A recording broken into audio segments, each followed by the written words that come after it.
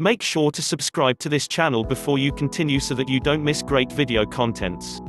In this video you will learn the essential guide to reducing stress with meditation and mindfulness in 5 steps.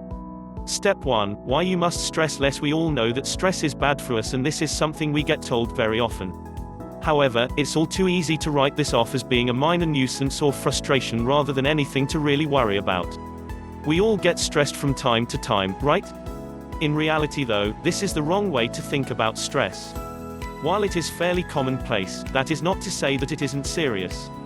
In fact, stress is incredibly serious and can cause severe problems both in the short term and long term. Stress can shorten your lifespan, ruin your enjoyment, cause serious illness, shrink your brain, hurt your performance, ruin your relationships, cause impotence. Do those sound like small matters? To understand this better, it can help to look more closely at what precisely stress is, how it causes the problems it does, and how and why you need to do everything you can to prevent and reduce it. So what exactly is stress? Stress is what we feel when we're overworked, when we're dreading something that's about to happen, or when we're generally unable to relax and stay calm due to outside or inside factors influencing our thoughts. But it actually goes beyond this. Stress is a basic physiological reaction that is designed to help us focus and survive. In itself it is not a bad thing and is actually rather adaptive. The problem is that it has been taken out of context, which means the positive effects become outweighed by the negative. Essentially, stress is what causes the fight or flight response. This is a physiological response to perceived danger, designed to improve our chances of survival. If you were to see a lion, for example, this would trigger a cascade of effects collectively resulting in the stress response. This begins when we observe danger or experience fear. Increased activity in our brain causes the release of adrenaline, as well as dopamine, norepinephrine and cortisol, our stress hormones. These then trigger a number of physiological changes, increasing our heart rate, making us breathe more quickly and making us more acutely focused on the potential threat. A list of the symptoms should include increased heart rate, rapid, shallow breathing, muscle contraction, tunnel vision, heightened sensitivity, increased blood viscosity, suppression of the pain response, suppression of the immune system, suppression of the digestive system, dilation of the pupils, dilation of the blood vessels, reduction in prefrontal cortex activity, temporohypofrontality. In the short term, this is good for us. In the short term, these things help us to evade danger and win combative situations. Increased muscle tension makes us stronger. Increased blood viscosity makes our blood more likely to clot in case of an injury. Dilated pupils let more light in to improve our vision. Suppression of secondary functions means that more blood can be sent to the muscles and the brain. Reduced pain means we can carry on fighting or running despite injury. In short, anything that can help you to survive is prioritized, while secondary functions are suppressed. The idea is that once we get to safety, we can then turn off this fight or flight response and instead enter the rest and digest state in order to recover. Once the predator is gone, we can recover. But the problem is that in our modern environments, predators aren't the main problem. It's rare these days for us to be chased, to get into a fight, or to need to escape a forest fire. What's not so rare is for our boss to shout at us and to tell us that we're late for our deadline. It's not rare for us to be in debt. It's not rare for us to have marital problems. And unfortunately, the brain interprets all these signals in just the same way, as threats. And this causes the same fight or flight response. But because these types of threats aren't so easily resolved, this means we'll often end up on heightened alert for a longer period of time. This is also why stress causes impotence in men. If you are highly stressed, blood is sent everywhere except the genitals. And this takes a tremendous toll on our bodies. As you might imagine, it is not good for you when your immune system and digestive system are suppressed for days. It's also not good for your brain to be flooded with norepinephrine and cortisol. It's not good for your heart rate to stay elevated, or your blood pressure to stay high. This is the problem with chronic stress as opposed to acute stress. And it's the problem with heightened levels of stress, as opposed to the gentle, motivating force of eustress. We'll look at all of this more in the long term, but suffice to say that the longer stress like this continues, the more you start to feel drained, malnourished, fatigued, ill and possibly eventually depressed. How stress damages the brain. When we are stressed, it effectively makes us less intelligent. This is due to the reduction in prefrontal activity, which in turn is designed to make us more focused and alert. Essentially, the prefrontal cortex is the part of the brain responsible for forward planning, creative thinking and other, high-order, brain activity. When you are being chased by a lion though, it is really not the time to be thinking about the meaning of life. So shutting down this part of the brain and placing your focus on feedback from your senses makes much more sense. Of course that's not particularly useful in the workplace though, and this is why the stress response is so seriously unhelpful when we have to give a presentation, answer a question on the spot or go on a date. This is when we lose all articulation and start stammering and saying useless things. Slightly longer term is adrenal fatigue. This is what happens when your brain has exhausted its supply of adrenaline and other stress hormones. That might sound like a good thing, but you actually need a little norepinephrine, dopamine and cortisol to stay motivated, and even to wake up in the morning. Adrenal fatigue leaves you listless, demotivated and potentially depressed. It can also cause what is known as learned helplessness, a condition where you essentially completely give up because your brain has been conditioned to learn that any attempts to change its situation will be met with failure. Not good. Worse, when you are highly stressed, it can lead to long-term problems for your brain health. As we briefly mentioned, it can literally shrink your brain. Studies show that in the long term, it leads to structural changes that shrink the hippocampus and shrink gray matter, the all-important neural connections throughout the brain. Even a single, severe traumatic event can result in significant reductions in the medial PFC, anterior cingulate and subgenual regions of the brain. The effects of cumulative adversity, meanwhile, cause smaller volumes in the medial prefrontal cortex, the PFC, insular cortex and anterior cingulate regions. These regions of the brain correspond with emotional control, decision-making, reasoning and self-control. In other words, the eventual result of stress is to leave you more reactionary, more depressive, more impulsive and less disciplined. From here, every aspect of your life will start to see negative effects. But there are things you can do about it. Step 2. Understanding the complexity of your stress systems. But what if you're not stressed? What if your work isn't particularly high-pressured, your relationships are good and you have plenty of money? Does that mean you're fine? Probably not. Unfortunately, many other aspects of our modern lifestyles cause symptoms similar to those of stress. One example is our use of technology and artificial lighting. The brain is designed to use external cues, zeitgebers to use correct terminology, to set its own biological rhythms including the sleep-wake cycle, circadian rhythm. This actually triggers the release of stress hormones at certain times of day. That's because stress hormones are one of the tools that the body uses to wake itself up when you are sleeping. The release of stress hormones like cortisol and norepinephrine triggers activity in the brain that stirs you out of sleep and makes you fully alert. But if the light is on at night, or you're looking at your phone in the evening, this will cause the release of similar stress hormones right when you're meant to be relaxing. That means you'll continue to feel alert and won't give your brain time to recover. And what doesn't help is the way that everything on the web and on TV is designed to grab our attention and pull us this way and that. This has been shown to cause effects similar to ADHD in the long term and make it harder for us to concentrate on any one thing for very long. How physiological changes trigger stress. The above is an example of how stress is entirely a result of what's going on in your life or even of what you're thinking. Instead, stress can be a result of outside factors that physically influence you. A way to think of it is like this: physical sensations, feelings, emotions, thoughts, behaviors. That is to say that your emotions are very often the result of physical things affecting your physiology. For example, if you're in a colder environment, this actually increases the amount of cortisol and the amount of norepinephrine. Physiologically, this is the same as low-level stress, and that's why a cold shower is a great way to wake yourself up. This is also why being cold for too long can make you ill, as the stress response is suppressing your immune system. Likewise, if you are hungry, then this triggers a physiological type of stress. Essentially, hunger causes your brain to release cortisol due to a decrease in blood sugar. When blood sugar is low, cortisol is released and the body responds to this as it would any other type of stress. Why? Because as far as the body is concerned, this is a form of danger. If you are hungry, then you need to become active and get out there in order to seek out a source of food. Ghrelin, the hunger hormone, is released alongside cortisol and myostatin, which breaks down tissue to provide energy. When you eat, on the other hand, this causes a sudden spike in your blood sugar. That in turn will cause you to release insulin, which absorbs the sugar for use around the body, either in the muscles and brain, or to be stored as fat. This also has the effect of leaving behind another substance called tryptophan, which is found in most foods but doesn't get absorbed. Tryptophan makes its way through the circulatory system all the way to the brain, where it crosses the blood-brain barrier and converts to serotonin, as it is a precursor to serotonin. Serotonin is the feel-good hormone, and it's also a precursor itself, this time to melatonin, the sleep hormone.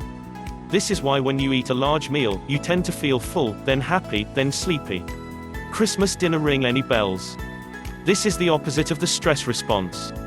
This is the aforementioned rest and digest response. And this is another cycle that your body goes through constantly. It moves from fight or flight to rest and digest. You just don't notice this because in a perfect world, that shift will be subtle and you won't feel it too much. You just move slightly up and down the spectrum, becoming slightly more alert and focused and then slightly less so. Nevertheless though, this constant fluctuation does have an impact on things like your productivity and your mood. And it is also closely tied to the sleep-wake cycle. When you wake up, for instance, you are in a fasted state having slept all night, thus you have high cortisol. Step 3. How to manage normal stress. Just understanding these factors, you can hopefully see that stress isn't a bad thing, necessarily, rather it is a useful and required part of a normal, healthy, functioning body. In fact, as we've discussed, a little stress is necessary in order to help you feel more alert, more focused and more productive. If we never had even a small amount of stress hormones in our system, then we would spend all our time highly rested and too laid back to get any actual work done. The key is to make sure that those stress levels stay at this optimal level, as well as to try and get your natural cycles to line up with the times when you need to be most productive during the day. And we can start by hijacking some of the physiological aspects we've already discussed. Managing blood sugar. One very simple way to keep your stress at bay is to avoid letting your blood sugar drop too low.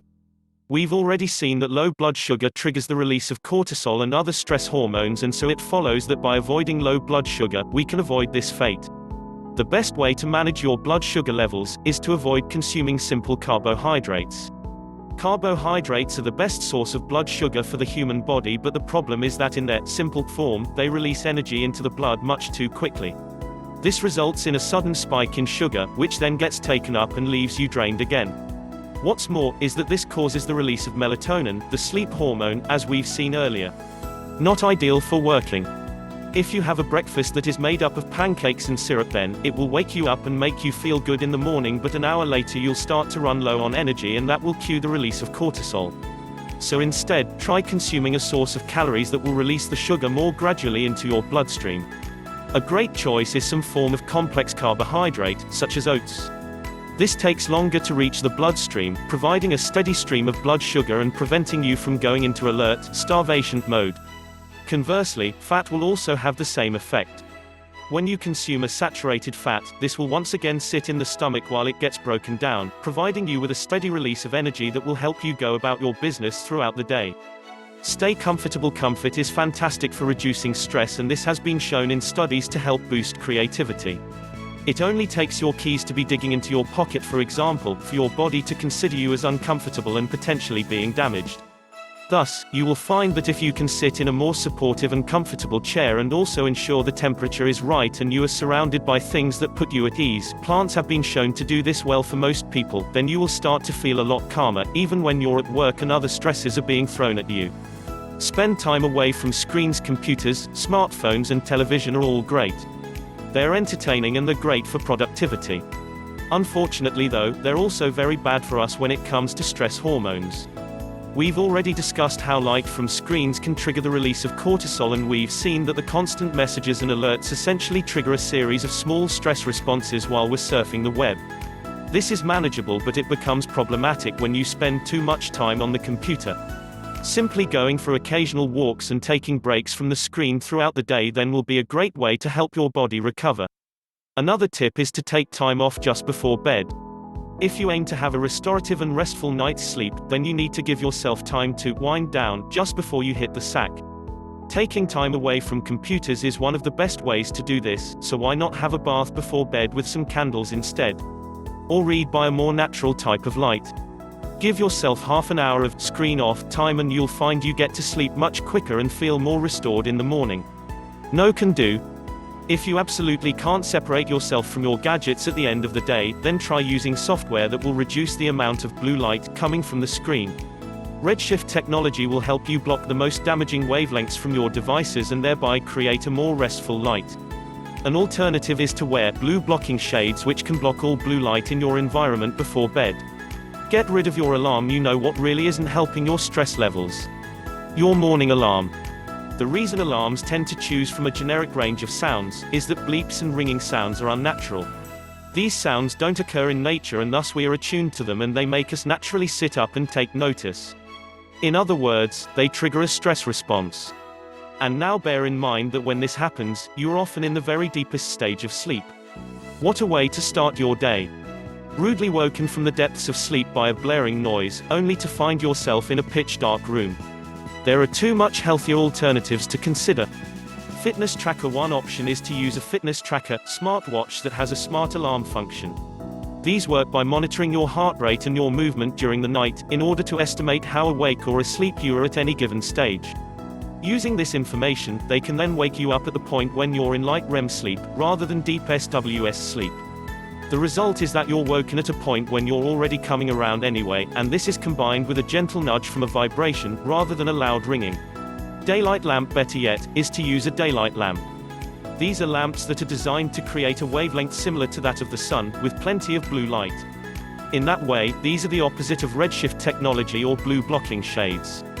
These lights will then be built into an alarm that are able to gradually get brighter as it nears the point that you set to wake up at. This helps to gradually stir you into wakefulness by mimicking the effects of a sunrise. You start to feel more and more awake, and your brain produces hormones associated with waking up, such as cortisol and nitric oxide. While this is a stress response, it's a much milder and more natural stress response to the one that is caused by the sudden blaring of an alarm. The result is that you feel calmer and happier during the day, and that you'll be better able to sustain levels of activity later thanks to a more accurate body clock. Rethink your commute. Commuting to work is one of the worst things you can do for your stress levels throughout the day. Did you know, for example, that a typical commute will trigger huge amounts of what is considered to be the only universal fear? So what is this universal fear? It's things moving quickly toward you. Across all cultures and all demographics, moving something quickly towards a person's face will cause them to recoil and to see an increase in their heart rate and their stress response. Now think about a typical commute, filled with people moving rapidly towards you, lots of noise, lots of pollution, and generally huge amounts of chaos. Before your day has even begun, you'll be experiencing huge amounts of stress. This might be outside of your control. But if it is within your control, then make sure you do anything you can to avoid this kind of commute. Even just going in an hour earlier to avoid the rush hour may be a good choice. Rethink your morning coffee. You know what else really isn't helping your stress in the morning? That cup of coffee. When you drink coffee, you are essentially experiencing the stress response in a cup. That's because coffee works by triggering something akin to a stress response. It starts by mimicking a molecule we all have in our brains called adenosine. Adenosine is a byproduct of the energy systems in the body, and it builds up over time as we are active. The more you use your brain power, the more of this substance accumulates. The problem is that adenosine is also an inhibitory neurotransmitter. The more adenosine builds up, the tireder we get and the less active the brain becomes. This is one of the reasons that we find ourselves feeling tireder and less cognitive able as the day drags on. Drink caffeine though, and the brain's adenosine receptors get confused. They absorb caffeine instead of adenosine, and this means the adenosine has nowhere to go and can't work. This in turn gives you an instant boost in energy levels by making you feel more awake and focused. This also leads to a general increase in brain activity though, and this is where the stress response comes in. The brain notices this sudden wakefulness, and what do you know, it assumes that something very important must be going on. Thus, we see a release of more neurotransmitters associated with stress. Our good friends cortisol, norepinephrine, adrenaline, and dopamine. This increases the heart rate, dilates the pupils, suppresses the immune system, all the things that any other stress response does. Caffeine in itself is not bad. In small doses it can help boost memory and wakefulness, and it's actually protective against all kinds of neurodegenerative diseases in the long term. But what it also is a quick way to make any stressful situation worse. If you've got a busy day, you just commuted during rush hour, and you sit down at work to drink a big cup of coffee, you're only going to make yourself more stressed and wired. And guess what? Once again, this is going to result in a crash shortly afterward when your energy levels have been depleted. Don't drink caffeine as part of a routine. Drink it when you need that extra push, don't rely on it and don't combine it with other stress. Step 4, meditation. While all these changes can help, there is one thing that is more powerful than any other tool when it comes to combating stress: meditation. Meditation is something a lot of people don't fully understand. There is the assumption among some that meditation is somehow mystical or that it is necessarily linked with religion. Neither of these things is true. There are many different types of meditation, from transcendental to mindfulness to religious meditation, but all of them really just have one thing in common: they involve the purposeful direction of attention inward. Whether it is reflecting on your own thoughts, praying, or just sitting silently and trying to clear your mind, meditation involves making the conscious decision to take control of what you're thinking and to try and stop your thoughts from jumping around everywhere.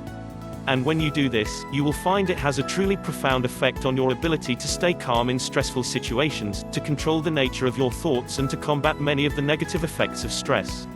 In fact, studies show us that meditation can improve the areas of your brain that stress destroys, actually increasing the amount of gray matter in the brain and the amount of whole brain connectivity. Furthermore, it can help to improve areas of the brain specifically related to motivation, attention, and willpower.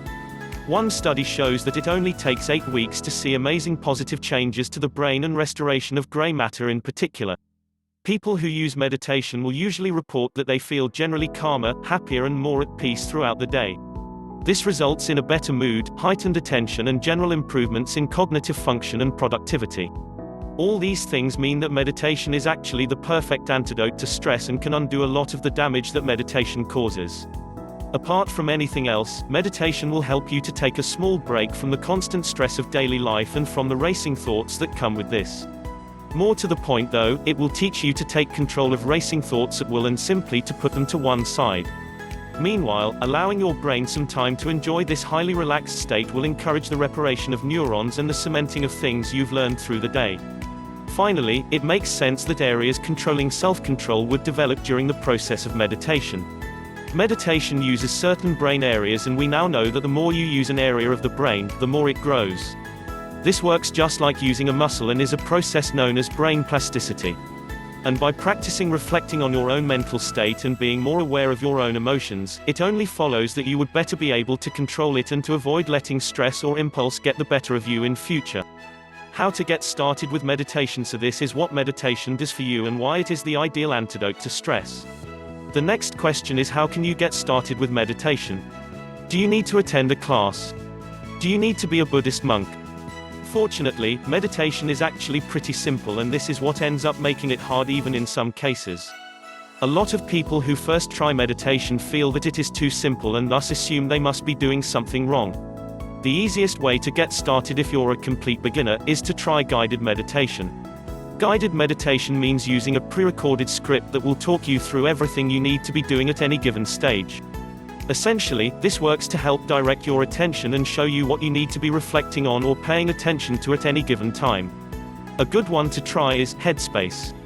This is available as a website and as an app, and in either case, you'll find a selection of guided meditations to walk you through. The only downside is that Headspace is not free and that after the first 10 sessions, you'll have to start paying. Fortunately, those first 10 sessions are more than enough to give you a taste of meditation and to teach you the basics.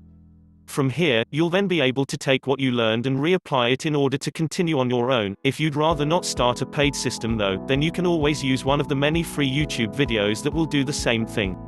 In general, most guided meditation will take you through the following steps.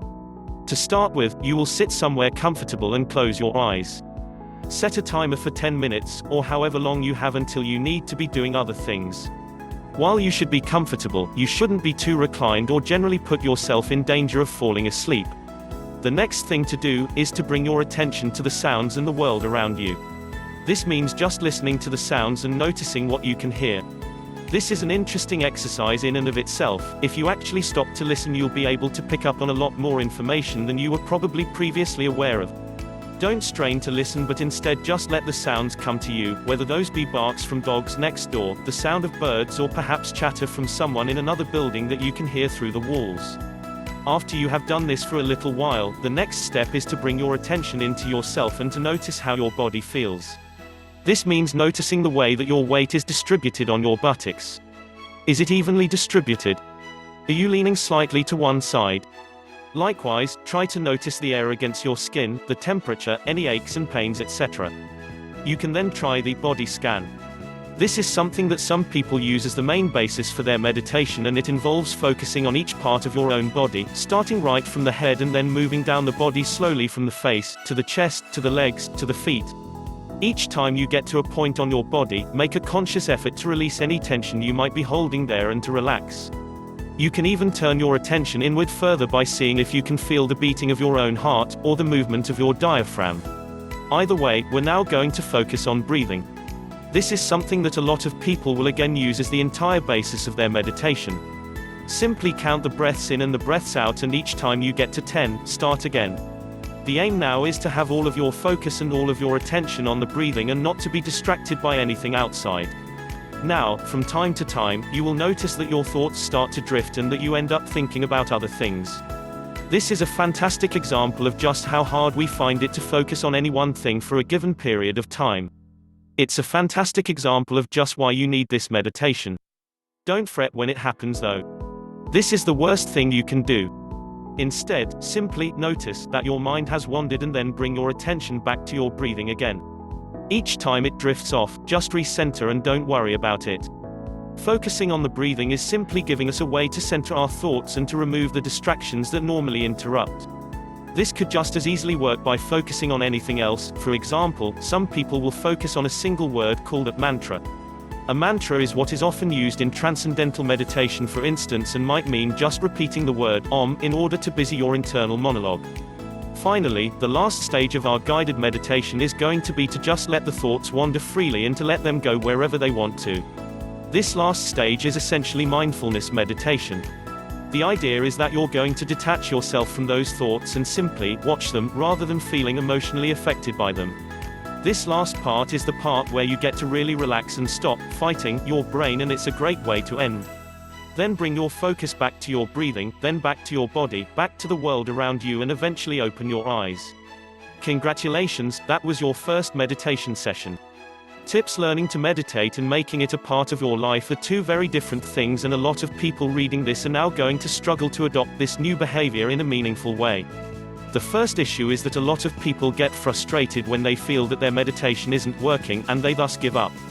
This is entirely the wrong way to look at meditation. This is not a means to an end, but rather a relaxing place you can come and visit whenever you need it, or a great interlude before you start your day. This extends to how you start out.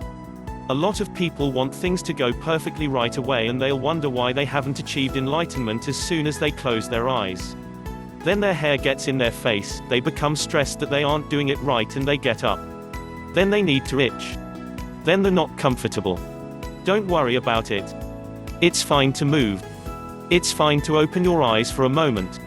All that's important is that you then bring your attention back.